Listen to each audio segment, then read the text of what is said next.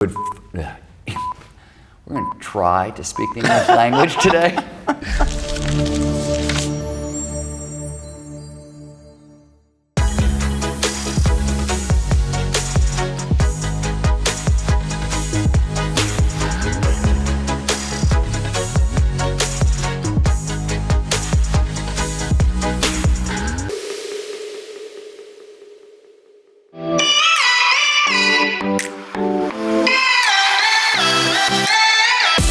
Hi everyone, welcome to a special masterclass with, and I'm so excited to say this, with the guy who is the author I have been reading the most in the last 5 years. Stephen Kotler wrote many of my favorite books, including Abundance, Rise of Superman, Stealing Fire.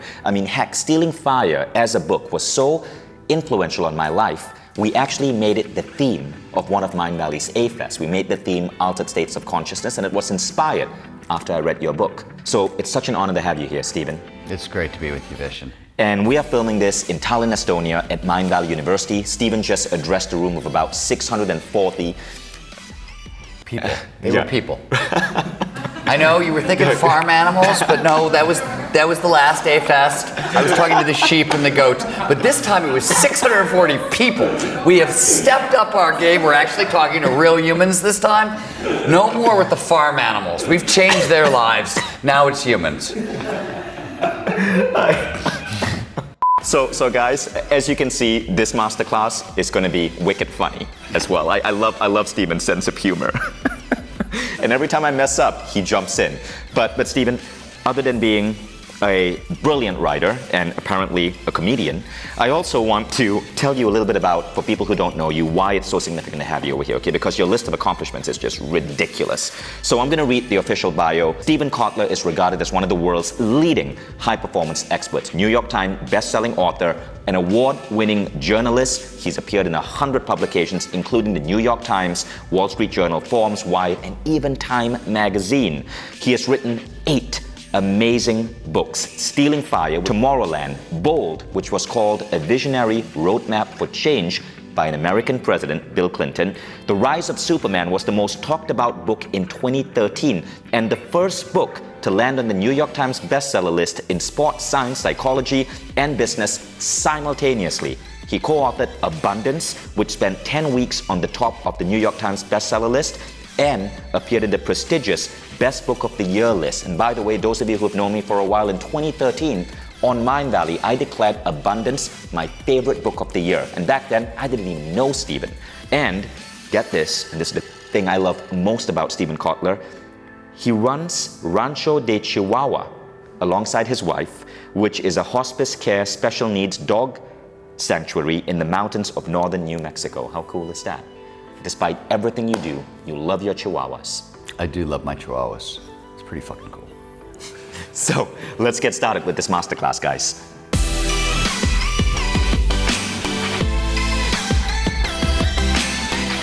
So Stephen, firstly, so excited to have you here on the Mindvalley set. I've been reading your books for years, and as I mentioned earlier, Kotler's books are he's probably the author I've spent the most time reading in the last 5 years. But what I love about you is that not only are you incredibly ridiculously smart, but you've got this beautiful story that so touches people. It's a story of Lyme disease. And before we get to the teachings on ferocity, I really would love for you to share that story with our audience. Well, thank you. You said some nice things about my books. I appreciate that. When I was 30 years old, I got Lyme disease, and I spent the better portion of 3 years in bed and pretty much lost everything. Bankrupted myself trying to find a cure. The woman I thought I was going to marry, all of it sort of got taken away. The job I had spent a decade getting. And Lyme disease, for the people here who are outside for the anybody US. who doesn't know, Lyme disease is it's often described as the worst flu you've ever had crossed with paranoid schizophrenia. So physically, you're laughing, but it's true. The most common misdiagnosis for Lyme disease in the world is paranoid schizophrenia, because it gets into your brain, and the hardest part about Lyme disease, it's physically debilitating. And it comes from the bite of ticks. Right, the bite of ticks. Physically debilitating. I couldn't walk across a room, but cognitively, it was crushing. My short-term memory disappeared, my long-term memory, I would hallucinate. I couldn't read because I couldn't focus. I'd get to the end of the sentence and forget what was at the beginning of the sentence. My ability to work, to make a living, was reduced to about 45 minutes a day. Wow. And after about 3 years of this, the doctors had no idea if I was ever going to get any better. And they had pulled me off medicines. My stomach lining started bleeding out, sort of in a reaction to the antibiotics, and there's nothing anybody else could do for me. And I just made a decision that I was going to end my life. I was going to kill myself, and to me, it was a practical decision. I figured that the only thing I was going to be from that point on was a burden to my friends and my family. I had moved from San Francisco to Los Angeles, and I got sick on my move to Los Angeles. I had just moved in with a woman in Los Angeles. That went away very quickly. Taking care of somebody with Lyme disease is not easy. But after about 3 years of it, I was really gonna kill myself, and I had a bottle of sleeping pills and a bunch of booze, and like that's how it was gonna. And it was really a question of when and not if. And in the middle of kind of all this darkness, a friend of mine showed up at my front door in Los Angeles, and she demanded that we go surfing, which it was a ridiculous request. I knew how to surf. I had surfed 5, 6, 7 years ago. Wasn't ever great at it, but I knew how to surf. But I could barely walk across a room. You know, the whole idea was ridiculous, and she wouldn't leave my apartment. She kept badgering me and badgering me and badgering me. And after like 3, 4 hours of this, I was like, what the hell? Let's go surfing today. I can always kill myself tomorrow just to get her to shut up, anything. And I was so sick. I so remember this. They had to take, there were two of them, my friend and we got one of my neighbors, and they literally had to sort of walk. They took me under each arm and they walked me to the car. They put me in the car. They drove me to Sunset Beach, which if you know anything about surfing in Los Angeles, it's the wimpiest beginner wave in the world. And they gave me a board the size of a Cadillac. And the bigger the board, the easier it is to surf. And then they literally had to take me by the elbows again and lead me out to the break. And luckily, like into the water, it was a tiny day. The waves were terrible. No real surfer would have been in the water that day. But it was warm and the sun was out, and I sort of like got onto the board and I was balanced there and a wave came. And muscle memory, which isn't a real thing, but we call it muscle memory, took over, and I spun the board around a couple times and I paddled and I popped up to my feet, and I popped up into a dimension I didn't even know existed. It was the strangest experiences of my life. It was like immediately through the rabbit hole, and I popped up into this dimension where I felt like I could see out of the back of my head, like I had panoramic vision. I was having an out-of-body experience, so I was hovering above my body. And the weirdest thing about the whole experience was time had slowed to an absolute crawl, but I felt amazing. I felt alive. I felt great. It was the very first time, and it was like the possibility of possibility. Like I had totally lost sight of what life even felt like, what normalcy even felt like, and so just like that taste of it, it was such an astounding experience. I ended up catching 4 more waves that day, and after the 5th wave, I was disassembled. I was done, right? They took me home, they put me in bed, they had to bring me food. People had to bring me food for the next 14 days because I was too sick to literally get out of my bed and go to my kitchen, which was, 50 feet away, and make a meal. Couldn't do it at all. And on the 15th day, which is the day I could walk again, I convinced one of my neighbors to drive me back to the beach, and I did it again. Because I had this amazing, and again, I didn't know what it was, by the way. I didn't have the technical term flow at that point. I just had this crazy, wild, altered state experience. And over the course of about 6 to 8 months, where the only thing I was doing differently in my life was surfing and having these really crazy out-of-body, outside, altered state experiences, I went from about 10% functionality up to about 70-80% functionality, and which sounds amazing, and it ended up being. But at the time, I'm a hardcore rational materialist, right? I was a science writer, right? Like I didn't have quasi-mystical experiences, and I certainly didn't have them in the waves. It sounded like the flakiest, freakiest thing in the world to me, right? And I was almost embarrassed. I wouldn't talk about what was going on. So Lyme disease is only fatal if it can get into your brain. It's the only time it'll kill you. And even though I was feeling better, I was absolutely convinced that the reason I kept having these experiences is because the disease had gotten into my brain. So even though I was feeling better, I was absolutely certain I was dying and that I had a very limited amount of time left. And I sort of lit out on a giant quest to figure out what the hell had happened to me. And what I quickly learned a couple of things. The first was that these experiences had a name, right? A technical name. We called them flow states. And we had figured out that at that point, this was in the early thousands, neuroscience had sort of caught up with the study of consciousness enough that like the foundation was laid. Like I was like, oh wow, we knew the neurochemicals that showed up in flow, they reset the nervous system, and they boost the immune system. Lyme disease, any autoimmune disease, is essentially a nervous system gone haywire, especially over time if it's chronic, which mine was. So by resetting my nervous system and pumping me filled with like neurochemicals that boosted the immune system, the flow had sort of healed the Lyme disease. And it's not just me. Herb Benson at Harvard, who did a lot of the kind of the foundational neuroscience on Lyme, he said that most so-called cases of spontaneous healing seem to have flow states at their heart for this exact reason. So you were accessing these states when you got on that surfboard. You ultimately healed yourself of Lyme disease, right? For which I believe there is no known cure. There is no known cure. Right, yeah. but you healed yourself of Lyme disease and you became fully functioning. Now, how long did that take? Because you'd had Lyme disease for 3 years. I had Lyme disease for 3 years. How long since you started surfing? So I got 0 to 80% was that 6-7 month span. Wow. 80% back to 100%, that was another 5 or 6 years of work. That's incredible. That took a while. That's incredible. But this is how you got obsessed with these states, and this is what made you eventually end up writing Stealing Fire and Rise of Superman. It was because you actually were so wrecked as a human being. You were about to take your own life.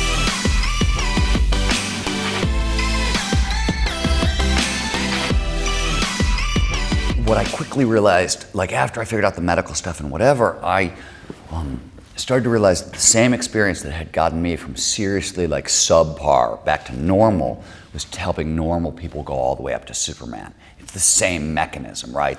Right. So I started to realize, this was the first moment I started to realize that a lot of what we think about as peak performance is about states of consciousness much more than skill sets. States of consciousness much more than skill sets. That's a really, really, really important idea, guys. I want you guys to write down. A lot of what we think about peak performance have more to do with states of consciousness more than skill sets. Now, speaking of which, let's talk about ferocity, because that is your newest work. Yeah. And you've said that ferocity is the other side of the equation of flow. Let's put it all together. Yeah, so I spent a really long time kind of training up people in flow. And it turns out we're really good at training people up in flow. And when you're dealing with kind of the best in the world, elite performers, the flow is enough. Like you add that into the equation, it takes them over the top, right? It's how you take top 5% and put them into top 1%. But what I started to realize, and became clearer and clearer over time, is there's a lot of foundational high performance things. And it's stuff nobody wants to tell you. Everyone wants to sell you 3 things you can do Monday morning. They're really easy, they're really quick. And that's not the truth at all. The truth is that, and you know this because we know a lot of the same people. So if you see the best of the best, the world's elitist performers, spend any time around them, they all seem to have an extra gear, right? Like everybody else is sort of dithering out at the starting line and you're like, what the hell? It looks like magic when you see it up close. And it really does, has that feeling of a magic trick, but underneath that, sure, they're doing some stuff with flow, and that's part of the equation, but they've managed to kind of line up all of their intrinsic motivators, everything that could possibly motivate them. So they've managed to get all of their biology to work for them. They've automatized risk-taking, they've automatized motivation, they've automatized grit. And what this means is peak performers all seem to have the ability to automatically, to effortlessly rise to a challenge before they even realize they've risen to the challenge. And I'll give you an example, I bet this has happened in your own life. So if you're a downhill mountain biker or a skier or something like that, you ski a really fast run, when you get to the bottom, your brain will give you after effect images. It's all the stuff that scared the shit out of you along the way, but you were moving too quickly. So your brain is still processing that information, right? You just went through a horrifying experience, right? But you were successful, and then you're getting the after effect images. The best of the best, they go through a day, and it's the end of the day, and they're talking to their wife, their boyfriend, their girlfriend, their mother, whoever. And honey, what'd you do today? And you start listing everything, like this is what I accomplished. And all of a sudden you realize that like life threw you like 30 problems in a row, and you didn't even... You just solved them all without realizing it. You move through them, and because what happens is, if you actually stop, and life is so challenging, especially if you're really interested in peak performance, if you really want to go after your dreams, the stuff you have to do is so difficult that if you were to stop and actually think about what you were actually doing, if it wasn't automatized, if it wasn't instantaneous, the fear would get in the way. You could never get past your own fear. You'd never get out of your own way. You wouldn't get where you weren't going because your biology isn't working for you, right? William James called this the habit of inferiority. He said that most of us never get to live up to our full potential because we're not in the habit of living up to our full potential. And what he meant is we are, in a certain level, hardwired for mediocrity. We're hardwired for survival. And maybe a couple of steps above that, we're not hardwired for holy fucking shit, this is amazing, right? And if you want holy fucking shit, this is amazing, I cannot believe what my life is offering me, you have to lay in whole new sets of habits. You have to take all the hard stuff and automatize it. Otherwise, you're just going to get in your own way and you're never going to get where you want to go. So, Stephen, what is the habit of ferocity? The habit of ferocity is foundational peak performance. It's about lining up all of your fundamental motivators, everything that motivates us, which is quite a list. It's autonomy, mastery, purpose, passion, curiosity, pride, money, etc., fear. These are all big motivators, and the best of the best have managed to stack them up and get all their motivators to work for them, to maximize momentum, to maximize speed. On top of that, they've learned to automate risk-taking and automate grit. And not just, most people think about grit and they think about perseverance, this one kind of grit, which is fundamental and it's critical. There are 5 other kinds of grit, and you have to automatize all of them so you make your grit reaction, your grit response. And you're using the same definition of grit as Angela Duckworth. So this is where it started. Angela Duckworth, who's at the University of Pennsylvania, brilliant psychologist, and she defines grit as the intersection of passion and perseverance, which is true. Those are both very, very critical. But if you talk to elite level performers, if you talk to Navy SEALs, if you talk to world-class athletes or world-class businessmen or world-class artists, you're going to find that there are 4 or 5 other levels of grit that they all train, that they all think about, that they all work on, and that are missing in the passion and perseverance equation. So yes, you need passion and perseverance, but it's not enough. It's not going to get you A to B. And now you've also said that the reason you need this grit is because when you were writing the book Abundance, you were interviewing all of these superstars, and you realized that no matter how successful they get, they still are continuously going through a huge ass kicking every single day. Yeah, I think this is really challenging for a lot of people. I think, and again, we talked earlier about how most of us are hardwired for mediocrity, right? Part of that hardwiring is that the truth of the matter is if you really want a meaningful life, right, you're always going to be pushing a little harder and pushing a little harder and pushing a little harder. The ass kicking never stops. It doesn't get easier. We have this idea, and boy, did I want to believe this idea, that once you get to some level of success, whatever level it was, right? First I thought it was when my first book came out, or when I was a successful journalist, or whatever, when I got married, whatever it was, it was going to get easier. Somehow I was going to wake up one morning and be like, oh, I can just do the work and I don't have to no, the ass kicking never goes away. In fact, it ramps up and ramps up. In a sense, the habit of ferocity is a way of kind of being able to take that ass kicking, which is always going to keep coming at you, and turn it into challenge and turn it into excitement. It doesn't come in like an ass kicking. Instead, the challenge comes in and you're like, look what I get to do next. I like that. The challenge comes in and your default response is, I'm into it. And not only does a challenge come in, you're literally and you've seen this, best of the best, they're halfway through the challenge before they've even realized that there's a challenge. Right? And you have to do that because the fear, the fact that it's not fair, the fact that you're still working hard, the fact that it's still this difficult is crippling. It's soul sucking, right?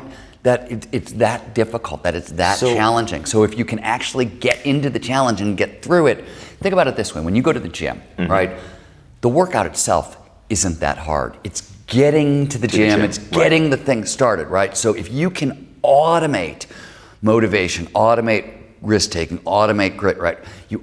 It's like by the time you're conscious, you're like, oh wow, what am I doing? You're already halfway through the workout. You're already into the easy part. So the habit of ferocity is essentially automating motivation, automating being able to access these states like flow, automating grit so that you can do your best in the world. Yeah, it's absolutely that. So it'll do all kinds of crazy. It'll turbocharge productivity. It'll improve the quantity and the quality of your work. It'll do all that. But this is really the path to a life of meaning.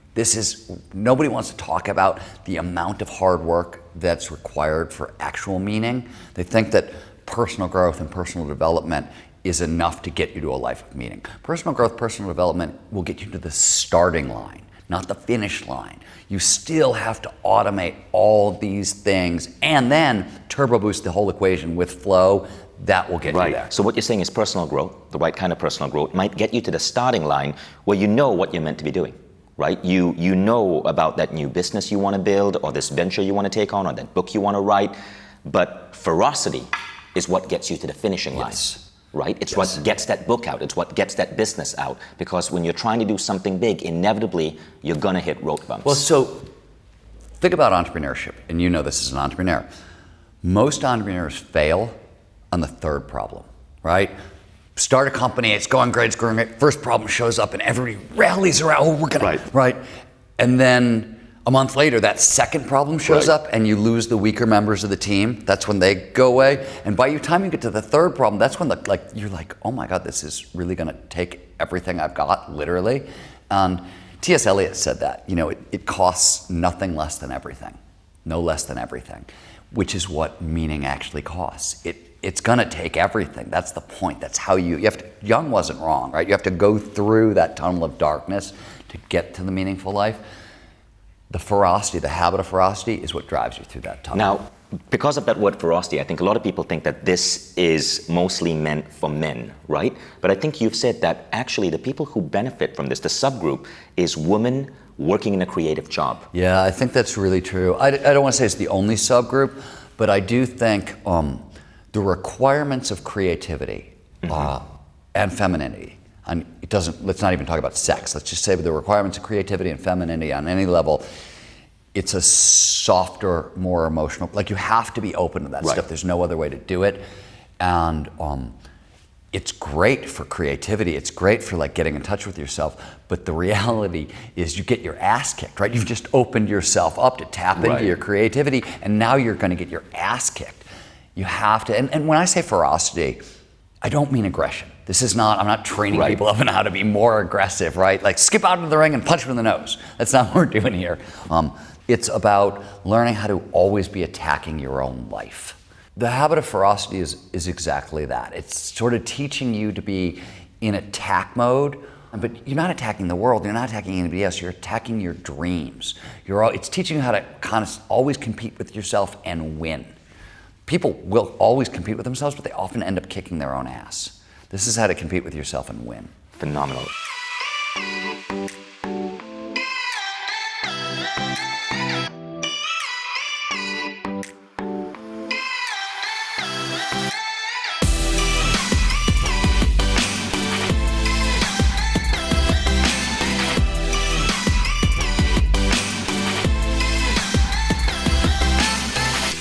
Okay, so I want you guys to take out your notebooks because Stephen's now going to go in as much detail as he can in this masterclass on 3 strategies to bring in this power of ferocity. So the first strategy is turning curiosity into passion. So if you want to automate motivation, it's a 5-step process. And I'm just going to walk you through step 1. It's interesting. If you're interested in cultivating passion, which is sort of at the heart of motivation, is the foundation you want to start with, passion is actually a word that begins with P.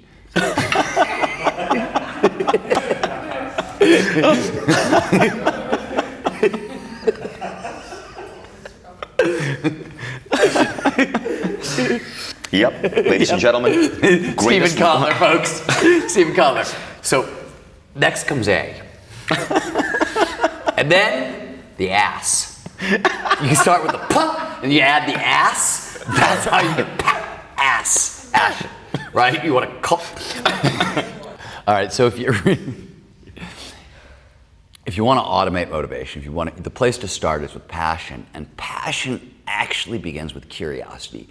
Curiosity is the basic ingredient in passion. In a sense, in the same way that passion is the basic ingredient in motivation, curiosity is the basic ingredient in passion. So if you're hunting a passion-fueled life or want to build a passion-fueled business, you need to go through a 5-step process that I talk about. I call the passion recipe. But step 1, make a list of 25 things you're curious about. 25 things that really kind of catch your attention, hold your attention a little bit. Underneath that attention, you've got neurochemicals like dopamine and norepinephrine. These are pleasure chemicals. They're also focusing chemicals, and they're kind of the foundational ingredients in passion. So we focus on what fills our passion. What's great about passion and curiosity and all these motivators is focus, intensity, and productivity comes for free. Those are hard things. When we're fundamentally in alignment, when all our motivators are stacked up, all the stuff that's really hard about high performance, intensity, productivity, quality, quantity of work, all that stuff, you get it for free. It's the byproduct, right? It's why you want to automatize and stack up motivation. But passion itself is built out of curiosity. So if you're interested in cultivating passion, the place to start, step 1 in this 5-step process, is make a list of 25 things that you're curious about. And by curious, I mean you got a free weekend, you're willing to go to a couple lectures, read a couple of books, a couple magazine articles, watch a TED Talk or two. So let's actually give this exercise to the audience, right? If you guys are listening, think about 1 or 2 things that you're ridiculously curious about. Not 1 or 2. Think about 25. Think about 25. Things. 25 things. But come up with you want a full list. You want to sort of surround yourself, right? You want to get a really good picture of yourself because you're looking. But I mean, right now, just so you're activating your mind, just think about 1 or 2, and then come up with the other 23 when you're done with this masterclass. Oh, he's right. What he said. Don't listen to this guy. So let's do this exercise. So, for example, I'm fascinated by Mongol history. It's weird, right? I don't think it's weird. I think it's... You're judging me right now, aren't you? No, I'm just thinking that you're fascinated with like the oppressor who overran your country. I mean, okay. Prisoner's Dilemma much? I've been reading all of these books on like Genghis Khan and Mongol history. The second thing I'm passionate about is puppies. Mongol history and puppies. So we have a list of 25. What next? So step 2 in this process is a single curiosity, puppies, isn't really enough to hold your attention over the long haul, to keep you focused over the long haul. It's got energy there, right? Might be willing to give it a weekend, but if you can find the place that puppies and Mongol history intersect, right? Genghis Khan's secret puppy fetish, his secret puppy harem that he had, that he traveled everywhere with. Little known fact. Alien technology built the pyramids. Oh, I'm sorry. Puppies? Well, maybe I can give an example of this. Because I actually, just before walking into this masterclass, I was actually speaking to 500 kids just at auditorium here at Mindvalley University. Show off. And thank you. And what I was talking about is how their passions can intersect, right? Yeah. And I explained how when I went to engineering school, I wasn't really into engineering. What I was really into was performing arts. So I never drive over a bridge built by this man. Lesson 1. So I love getting on stage and being in Shakespearean plays and stuff like that. I also loved photography, and I was also obsessed with meditation. Now these sound like really divergent things, but look at Mindvalley today, and you'll see that we are a meditation company. I get on stage and I speak about meditation, right? And my passion for performing arts allows me to bring a great public speaking style. And then I just want to add the final dot. Photography, if you notice something about Mindvalley, like our events, there's such great photography, and that is also because I was obsessed with photography as a kid. And so would that be an example of how a number of our passions can intersect, and you can use that to fuel our business? So when this started I talked about Lyme disease earlier, right? And where this stuff started to come together for me, exactly like the story you just told me, what was I super passionate about at the time? Surfing, because it had just saved my life, right? Peak performance, altered states of consciousness. And I had a long kind of lifeline lifelong fascination with sort of what you could call the science of spirituality, what's going on inside the brain when people meditate, all those kinds of things. And they all came together in my book, West of Jesus. So when I was writing this book, even though I had been so sick still, because I was coming out of the Lyme disease, I was so fired up because I had found a place that all my passions were intersecting, that like what was an hour-a-day work session, because I was so sick, was stretching out into 2, 3, 4, because there was so much fire in the belly. And it helped bring you out of that disease. Helped me bring me out of it, exactly, for sure. Wow, so passion is almost like a superpower. Passion is a superpower. The difficulty that I think that most people have is, A, they don't realize that it's the intersection of multiple curiosities, not just one thing, right? So they don't know that, and they also haven't automatized, passion's the first, curiosity and passion are the first of a couple of motivators. You gotta stack in 6 or 7 more to really be able to keep this going over the long haul. So that's step 1 of stacking motivation. And of course, folks, there's a step 2, a step 3, a step 4, and a step 5. But with the amount of time we have in this masterclass, we're going to go deep into step 1. And the other steps, you'll find them in the Habit of Ferocity quest with Stephen Kotler. But more on that in a bit. Now, Stephen, as we were talking before filming this masterclass, you said a really beautiful line, which I want to bring back. You said the age of one-act lives is over. It died in the 50s. In today's world, we don't have one particular job or one version of ourselves. We could have 7 or 8 different careers or versions of ourselves. Yeah, you look at the data, even on millennials, right? The data is they'll have 5 to 6 jobs by the time they're 30, right? Go back to the 50s, you went to work for IBM. That was your life. You were done, you were set. In the modern world, we have first acts, second acts, third acts, fourth acts, fifth acts, the things I've been obsessed with, and especially for creatives, for anybody who's doing anything creative, for anybody who's living a passion-fueled life, you're gonna have to reinvent yourself over and over and over and over again. You're gonna have to keep rising to the challenge, right? So if this stuff doesn't get automatic, if you're not automating the habit of ferocity. And because of this constant reinvention that we have to do in the modern world, it makes the habit of ferocity even more important. Oh, it's fundamental. These reinventions are sometimes going to like kick us in the butt. Now, how does the habit of ferocity help someone as we go through these reinventions, these disruptions? It's a great question, and I think it's what gets us through the disruptions. The habit of ferocity essentially automates motivation, risk-taking, grit, all these different elements, even flow. It builds structure around them, and it's a foundational structure that once it's in place, it's the thing you need to do to rebuild. It's the thing that you need for reinvention. And once the habit's laid in, meaning you don't think about it consciously, it happens automatically. So I always say that I've studied people who go after capital I impossible. What does it take to do the impossible? What does it take to do things that have never been done before? But the only way to get to capital I impossible is through small I impossible. And small I impossible is, what do I believe is impossible for me? Mm-hmm. And if you can tackle enough small I impossibles in a row, that's how you end up tackling large I impossible. That's the only way forward. So the habit of ferocity is about giving you the tools you need to constantly shock yourself. Not just about a life that kind of meets your expectations, but one that exceeds your expectations. When you look around and you're like, holy crap, how did I get here? This is amazing. I can't believe the life I built for myself.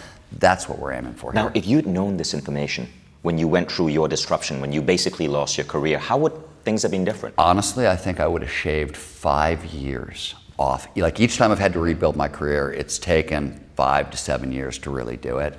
And I think I would have shaved 5 years off of it. There's still hard work that you have to go through, and there's still some suffering and some difficulty and some challenge, but it would have cut that time in half. Much time. And I would have enjoyed the process much more. That's the other secret. That's the key thing, right? Enjoying the process.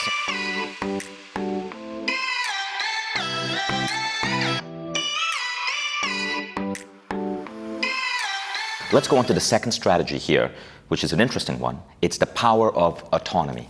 So we were talking earlier about stacking motivations. And this absolutely starts with turning curiosity into passion and passion into purpose, which is sort of the 5 steps of the process that you talked about. There's 2 additional steps. When we study intrinsic motivation, so there's extrinsic motivation, things that are outside ourselves. So extrinsic motivation are fame or sex or money, right? And it turns out when you study motivation, you find that kind of those external motivators are useful only up to a point. Basically, what we need is to find a way to make enough money that we can pay all our bills and have a little left over for kind of self-expenses. And at that point, happiness and money absolutely split, right? The motivators that come into play after we've sort of paid our bills and taken care of basic survival things are autonomy, mastery, and purpose. And this is Dan Pink's research. This is a lot of different people's research, and it's fantastic.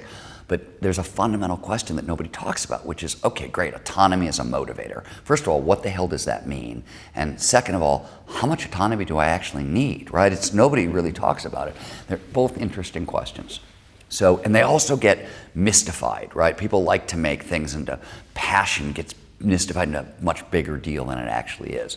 Passion matters because we pay more attention to those things we believe in. It drives focus.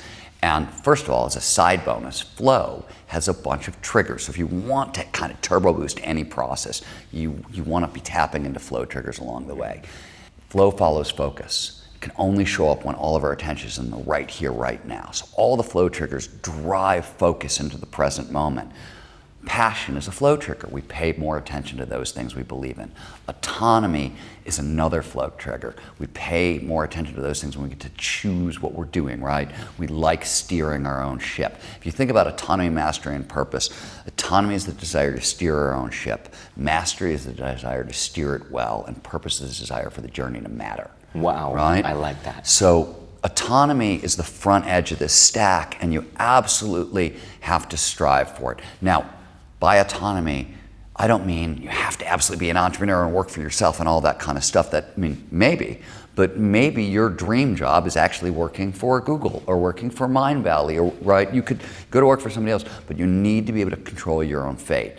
And the question I started asking is, how much autonomy do you really need to kind of stack this motivator?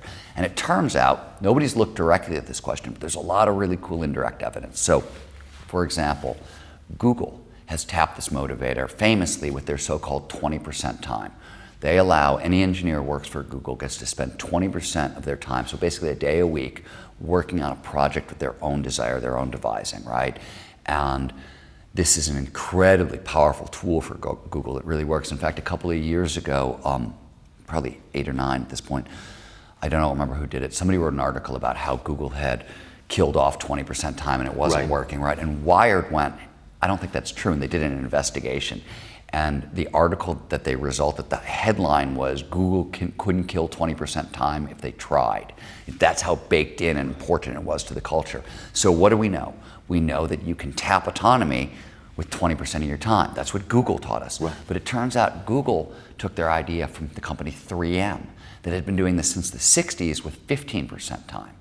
So, and this is 15% time gave us Post-it notes, gave us a ton of some of the best 3M Post-it inventions. notes were among the inventions that came out from that 15% free time that these companies had, where their engineers could pursue anything that fascinated them, that made them curious. Exactly, the intersections of their curiosity, right? Right. Now that's interesting, and we're going to come back to that 15% in a second. Patagonia, the outdoor retailer, they make clothing for skiing and surfing, and et cetera, is often top lists of best place to work in America. They've tapped into this stuff as well. They were very, when they built Patagonia, Yvon Chouinard and some of their early C-suite executives were very motivated by Csikszentmihalyi's work, sort of the godfather of flow psychology. So they built their company around a couple of foundational high-performance principles, one of which was autonomy. And the only autonomy Patagonia employees get, they get 2 things. First, they get to make their own schedule. So why is that a big deal? You get the autonomy to control your sleep schedule, which is really important because sustained high performance, if you really want to build up this habit of ferocity, of rising to every challenge, you can't do it sleeping 3 hours a night. It's not, you're going to burn yourself out. You know this, right? You grind yourself into the ground. You actually have to get enough sleep, and you have to control your sleep schedule. The other thing that's important about that is you can't, your chronobiology, your own internal clock. Some of us are extreme larks. I start working at 4 o'clock in the morning because that's when I'm most alert. My wife is the total opposite. She's a night owl. She doesn't actually start working till 5, 6 o'clock at night.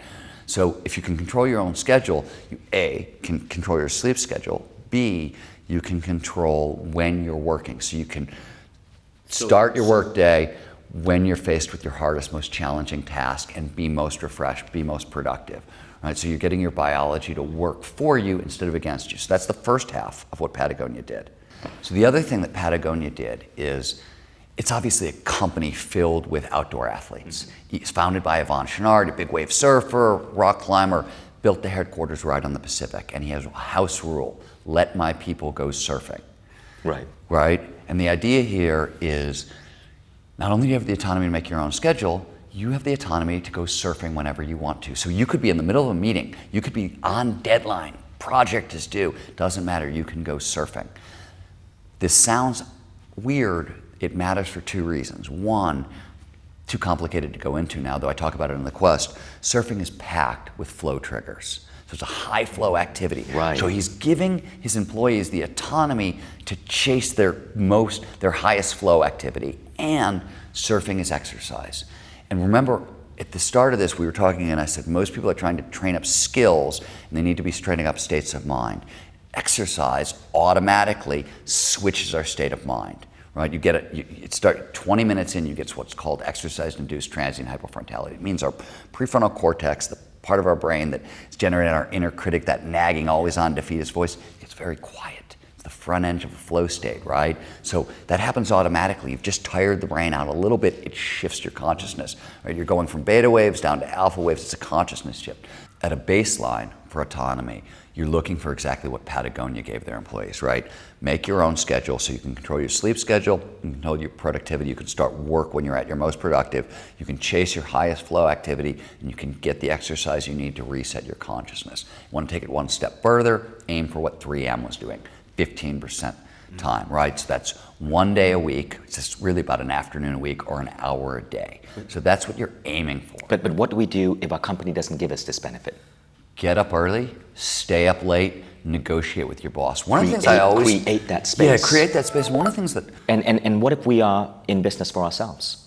well, that's getting what you do in that 1 hour time is chase mastery, which is the next of the motivators. But we're not going to have time to go into that today. Right. And I think, Stephen, where we can apply this in our lives is that if you are like most people in the world today, and you're working for a job that doesn't feel fulfilling, and if you're in that category, you're working for a job that just doesn't, light up your passions, what you're saying is you want to set aside an hour a day of autonomous time, your time, to focus on your passions. And as you start doing this, you start lining things up and finding the next big thing in your life. So is that how this comes together? Yeah, so according to really recent research that Gallup has done, 87% of people are disengaged or actively disengaged on the job. And active disengagement, my favorite euphemism, it means I hate my job so much I'm going to go out of my way to sabotage my company. That's active disengagement. Oh my God. Literally, wow. It was my favorite euphemism. It means that 13% of people are actually living on purpose. They're living the lives they want. The habit of ferocity is how you join that 13%. I think it's how, as a globe, we make it 14, 15, 16. It's a ridiculous state of affairs. And that's why this program is so important to us. So think about that, right? And by the way, that study was done internationally. It wasn't just in the US. 87% of people dislike their jobs. And one of the reasons why we wanted to create this quest with you, Stephen, Habit of Ferocity, is because it really helps both sides. It helps the 87% because as you go through this, you start not just finding the intersection between your passions and thus discovering what you're meant to do in the world. So it doesn't just get you to that gate. Once you get to that gate and figure out what you're meant to do in the world, it now gives you the tools, the rest of the tools to get to the finishing line where you can pursue that passion and overcome any road bumps that come along the way, right? And back to autonomy, one of the ways to get there, one of the ways to get to that gate, to get out of that 87% is to set aside autonomous time every day, an hour a day, to focus on your passions. So when I was working in a really, really, really bad job in San Francisco in 2003, and I wanted to escape, I was setting aside an hour a day to study meditation and mindfulness and to get certified to teach. And it took me about 10 months before I could break away from my career and pursue that. But it was an hour a day. And 10 months later, I had my big break. I had my second act. And really, this is about, if you're on that 87%, you got to get to your second act. And now when you get to the second act, the other tools within the habit of ferocity start kicking in, because now you learn to fiercely chase those goals and overcome the inevitable road bump. The whole point of this, right, everything we're doing is, when I say stack motivators, not only are you stacking motivators, there's a very precise order that you want to do this in to maximize benefit and just for ease of use, right? These things, they're challenging, but if you can get them in the right order, it snaps them into play. You start gaining momentum and it's not as tough of a fight.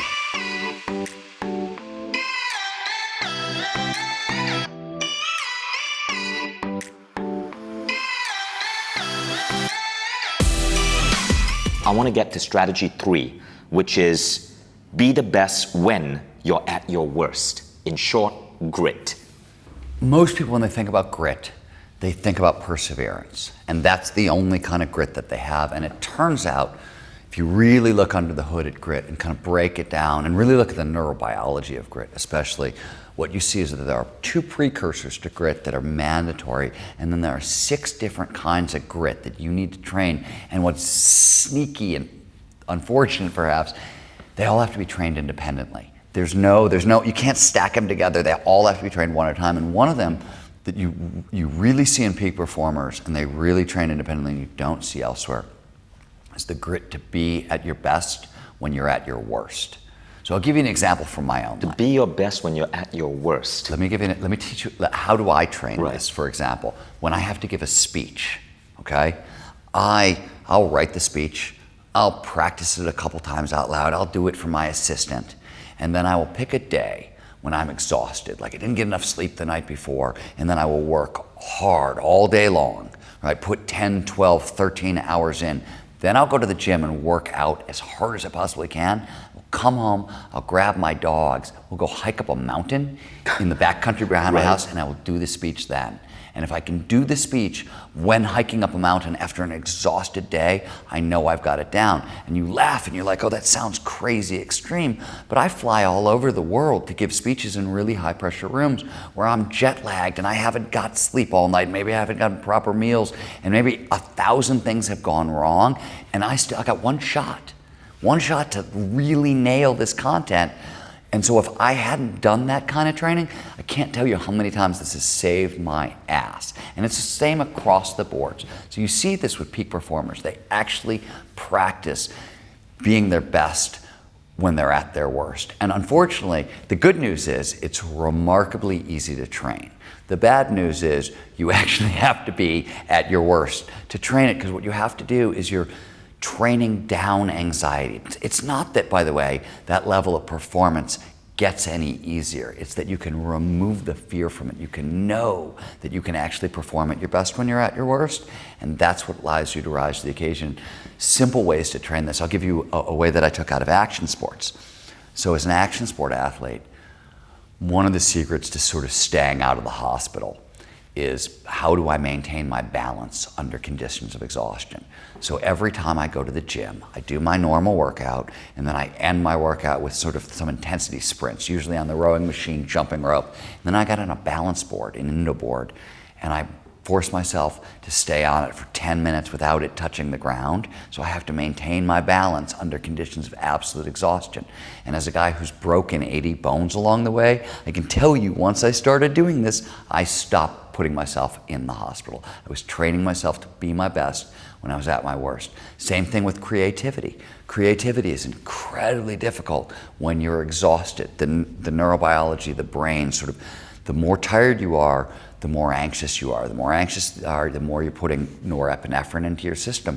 Norepinephrine shrinks the size of the database searched by the pattern recognition system. So say you have a problem to solve and you're looking for really creative solutions. If that database has shrunk down because you're tense, right, you're never going to get to the solutions you need, right? And this is basic neurobiology.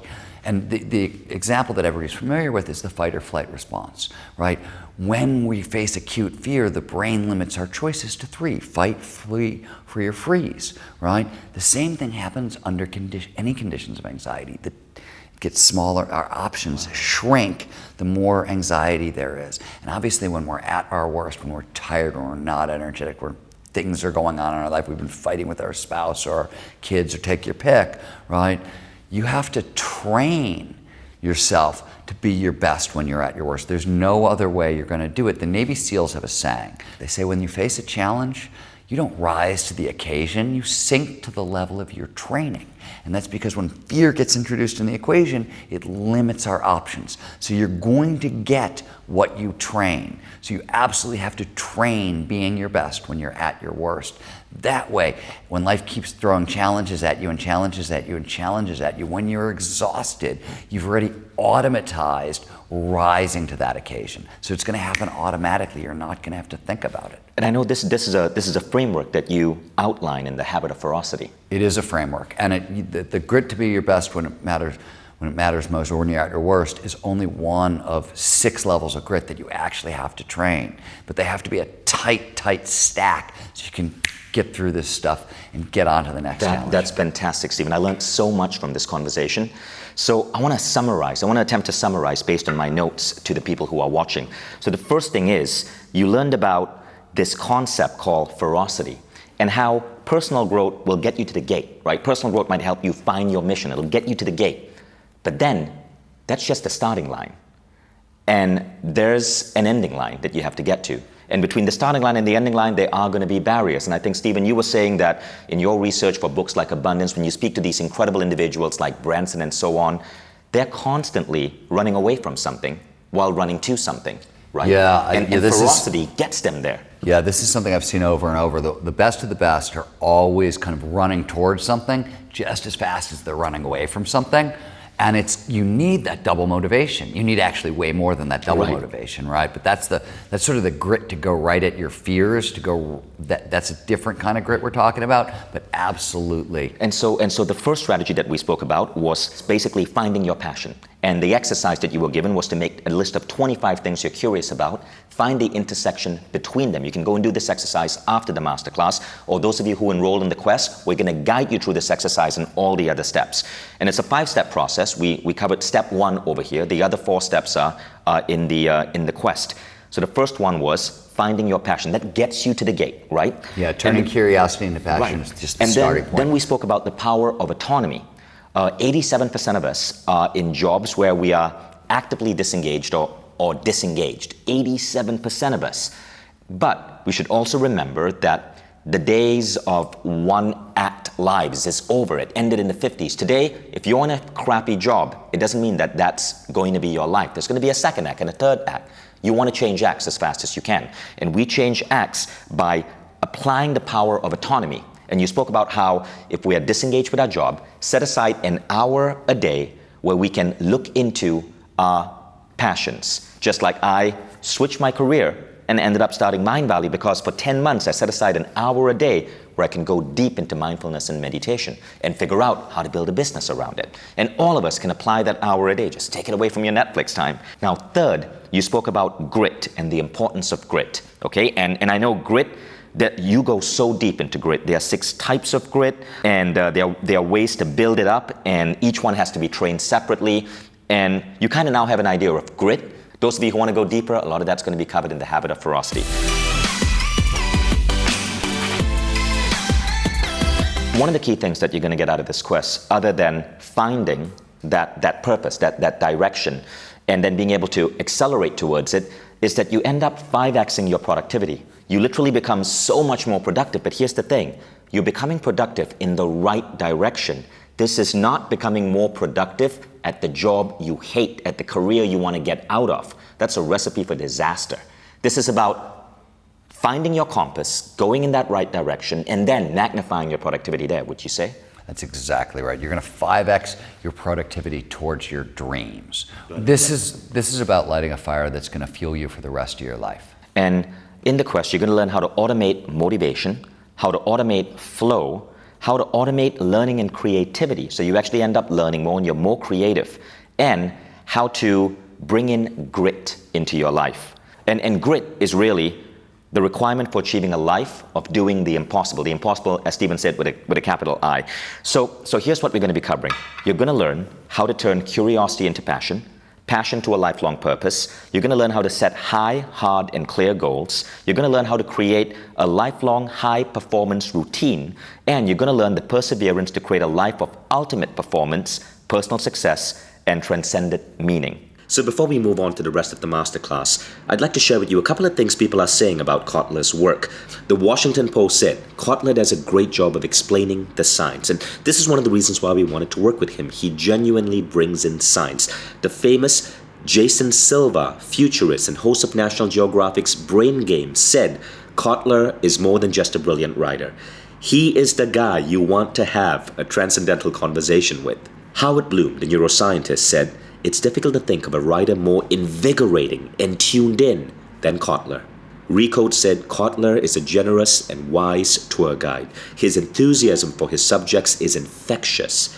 And, I loved working with Kotler because in everything we were filming, his enthusiasm would just propel me forward, and it made working with him so much fun. And get this, Bill Clinton, the 42nd President of the United States, gave him an endorsement for his book Bold, which he co-authored with Peter Diamandis. Clinton said, Bold is a visionary roadmap for people who believe they can change the world. Now, if Clinton isn't big enough, Elon Musk, founder of SpaceX and Tesla, said this about Kotler: abundance is essential reading for anyone looking for a better tomorrow. And let's not forget Richard Branson, who said, abundance provides proof that the proper combination of technology, people, and capital can meet any grand challenge. And Kotler's also received praise from men like Ray Kurzweil, the famous director of engineering at Google, and a guy considered one of the smartest men alive today. He said, a must-read for anyone interested in seriously raising the level of their game. And finally, Ariana Huffington, who said, it's a reminder of the infinite possibilities for doing good when we tap into our own empathy and wisdom. So, with endorsements like that from a famous scientist, from a US president, from the Elon Musk, you know that Kotler's work is going to be absolutely game-changing. So let's move on to the rest of the masterclass. So think of it this way, right? At the end of this quest, and this quest is how many days? It's spread out over 5 weeks. So 5 weeks. At the end of this 5 weeks, you'll be able to answer the following question. I want you to ask yourself, can I answer the following question honestly, right? And the question is, are you doing everything you possibly can to become the greatest version of yourself, to achieve the impossible, to close the gap between your inferior and your fully realized self? Are you doing everything you can?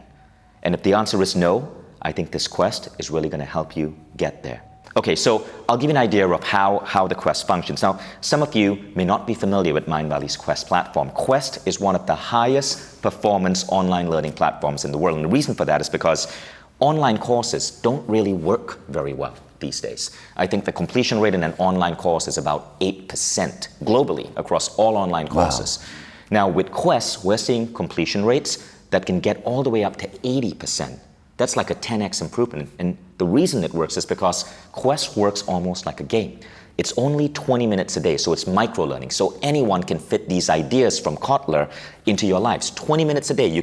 Some of these you can listen to as you're driving. You can watch it on the Quest app on your Apple TV. You can watch it on your tablet or your computer. It's everywhere. It's on all devices, but it's 20 minutes a day, right?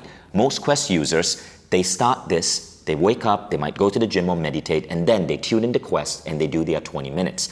20 minutes a day stacked up over 5 weeks creates a behavioral shift in you, because everything we do in Quest is designed to shift behaviors. So this is one of the reasons why the program has such a high completion rate. But there's another magic ingredient.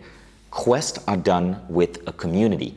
Everyone starts together, goes through it together, crosses the finishing line together, and we're all going to be connecting with each other in a Facebook group and through the app. So what happens is that you have people going through the same lesson with you on the same day, supporting each other. And my God, the Mindvalley community is so supportive. If you get stuck anywhere, just post a question. If you're having a frustration in life, just post a question. Dozens of people will reply and help you. It's amazing. And that's one of the reasons why so many people who do our quests actually find lifelong friends within these quests. And then they want to come and move to a city together, which is why we're here in Tallinn, Estonia. We have 1,000 of our students living here for 30 days, and Stephen was just addressing them, right? That's how powerful this community is. So many of you who are interested in enrolling in the Habit of Ferocity, all you got to do is scroll down below this video, and you'll be able to enroll in the program. And note that as a special thank you for staying with us as we went through this masterclass, you get a special unlock bonus on this page. So you basically get to enroll in this program at the best price available anywhere. Do not close this page because it only is unlocked when you get this bar in the masterclass. Now, one more thing I want to say is that all our programs on Mindvalley not only get among the highest scores in the industry, but we're so confident about how powerful these programs is, you can enroll in this. And if at any point you feel this isn't right for you, send one email to support@mindvalley.com for a full refund. So let's give you an idea of what this quest involves. Let me break down the weeks for you. The first week is going to be about onboarding. Stephen is going to set the stage and introduce you to one of his core concepts, which is flow. When you get to week 2, we're now going to take you to level 1, which is called the passion recipe. It's on automating motivation. Could you tell us a little bit about this, Stephen? Passion recipe is a 5-step process for turning curiosity into passion, passion into purpose. It lines up it's the basic level of motivation that you need. You're going to have to build onto that to maximize momentum, but what you really want to do is you want to stack and align all of your possible motivators. You want to get your biology working for you and not against you. That's amazing, because once you find that passion, it fuels everything else. Now, in week 2, you're going to get to an advanced method of goal setting, and you're also going to learn how to automate flow. Tell us about this. Most people actually, they know a little bit about goal setting at this point, but goal setting technique is tricky, right? Not every goal works, not all goals work together, and there's actually 3 layers to it that with purpose at the top, and the passion recipe will get you to purpose, and then you need high hard goals, and these have to be well tuned, and then clear goals underneath it. And this stack, the research shows, will give you an 11 to 25% boost in motivation simply by getting it right, on top of which it will also increase the amount of flow in your life. And depending on whose numbers, right? McKinsey found that flow in top executives produces a 500% boost in productivity. Our research on 500% boost in productivity, in creativity and flow, we see a 400 to 700% boost in creativity. Motivation numbers, these are huge step functions worth of change. So while this quest isn't totally focused on more flow is going to be the byproduct of it along the way. So I like to say that everything in this quest is sort of foundational high performance, but it's also going to teach you how to turbo boost the entire equation with flow. Phenomenal. So now when you get to week 4, it's going to be about automating grit. And risk-taking. Yeah. Okay. And we're automating grit and risk-taking, we're teaching people how to de-risk the risk-taking. So we're training up risk-taking while also giving them secret skills for de-risking the risk, because you don't want your ass hanging out. Right. You know, you want to train this up, you're going to need it, but you don't want to be totally exposed along the way. What we're really going to do here is there are 6 different layers to grit, and most people only know about 1 or 2 of them. So we're going to lay out all 6, and we're going to stack them up nicely. In the same way that we stacked up motivation, we're going to get grit into a tight stack, and we'll have automated grit and automated risk taking. So your ability to rise to any challenge just goes through the roof. And finally, in week 5, as we come to a close, we go into creating your own high performance routine. Yeah, this is itself the habit of ferocity, right? We're going to take everything we've learned and construct it into a series of high-performance routines that will guarantee that the habit of ferocity sort of stays cemented in your life. It becomes foundational, upon which everything else can be built from. This is going to be so much fun, and so powerful. And I know some of you may want to bring this into your business, into your company. I know that you've been brought into companies like Google, and you've boosted their employee engagement and productivity. What was the statistic that you were able to do at Google? Yeah, we did a 6-week training at Google not too long ago. It was a joint learning exercise, and we trained them up in kind of 4 basic high-performance foundations, some of the stuff that's covered in the habit of ferocity, and the use of 4 fundamental flow triggers. Again, we'll be tackling similar information inside this quest, and we saw a 35 to 80% increase in the amount of flow in their lives. In these people who work for Google. Yeah. That's impressive. Congratulations on that. So Stephen, for the people who are watching, who are ready to enroll in this program or might have some questions, I'd love to ask you a couple of questions just to get your response on this.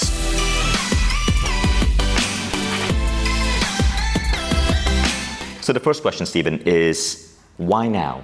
Why is ferocity so important in today's world right now? I think there's two answers. I think the first part of it is that if you really, really want a life that exceeds your expectations, you need to be ferocious. You need to train up this extra gear, and it's nothing people are talking about. It's not super sexy, it doesn't sell really, really well, but it's foundational high performance. And it's a foundational level of, I'm gonna break down the neuroscience, I'm gonna break down the psychology, I'm gonna break down the physiology, I'm gonna get to the basic level of the tools so you'll know how the system works and be able to work with it, first of all. And I think why now? The era of like the single act, the one career life is over, right? Success in today's world is about first act, second act, third act, fourth act, fifth act, sixth act, right? It's constantly requiring self-reinvention.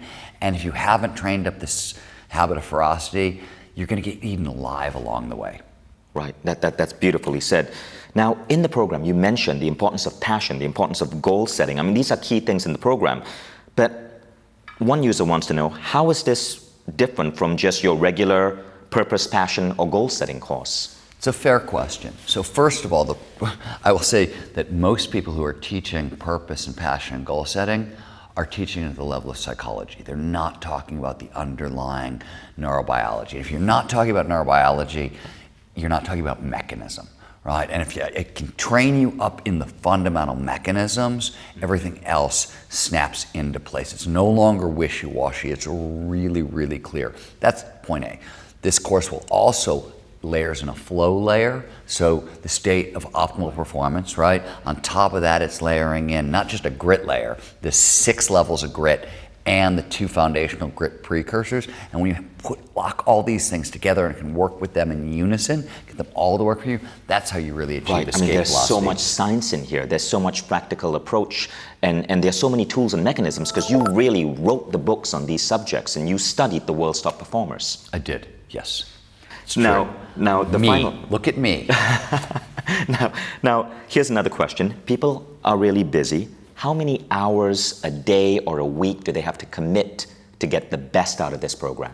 So that's one of the things that's amazing about the Quest platform in general is, right, it's chunked down into, I think the longest we go in any day, there's one 30-minute lecture, everything else is 20 minutes, and we introduce 3 to 5 concepts a week. Right. So you can really start to get through this in probably about an hour a day maximum, right? Longest in terms of the homework you're gonna have to do after watching the class.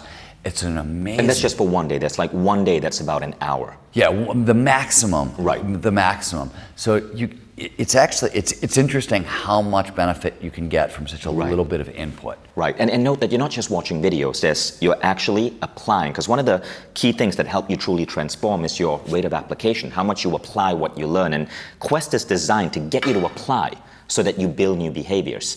So in a week, you'll be looking at anywhere from 3 to 5 trainings of Stephen, and it's all going to be in the app, and each training is about 20 minutes roughly. So you're looking at about an hour to an hour and a half a week of videos by Stephen, and it goes on for 5 weeks. But in that week, don't forget, there's application, there's community, you're interacting with other students, and that's part of the fun of this program. But I gotta say, I've been watching this program as we've been creating it. I've been hearing from the people in this room, the film crew, and people are so excited about this because of the way you teach, right? We just saw you on stage speaking to 640 people at the auditorium across the hall at Mindvalley University. Mind-blowing stuff. So I know you guys are really, really, really gonna love this. This is gonna be one of those things that after you're done with your gym or your morning breakfast, you just wanna open up your app and go through the lesson. It's gonna be really, really, really powerful. And the time that you spend in this shouldn't even be a question, because remember, the whole point of this program is to 5x your productivity. You are buying time because you're gonna get so much better, so much more effective at what it is that you do. So with that, let's wrap up this masterclass. For all of you watching, thank you so much for joining us, Stephen. Thank you. You've been an incredible teacher. And I cannot wait to see you guys in the Habit of Ferocity Quest on Mindvalley. Roar.